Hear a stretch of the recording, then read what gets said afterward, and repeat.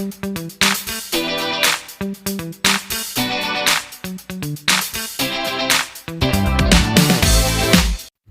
gagawa tayo ng pan-fry pizza! Just keep on watching! Hi guys, this is Jessie Kids. Welcome to my channel, and I'm inviting you to see the view from my window.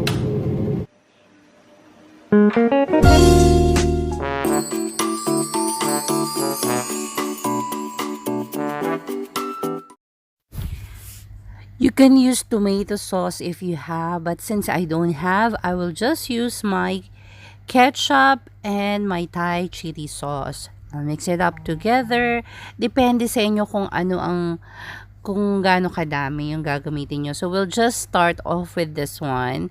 And then, I just put pepper. And then, I mix it all up. Then, the rest of the toppings, I will just cut it into dice or small pieces so that I can eat it. I don't want big cuts. So, continue watching!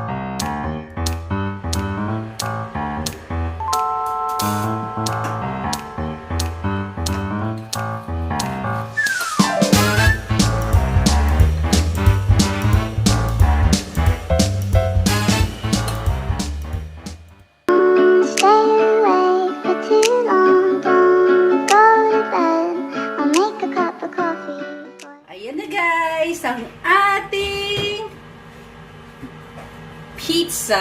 O, diba? Pizza yan, guys. Yum, yum, yum. Kain tayo.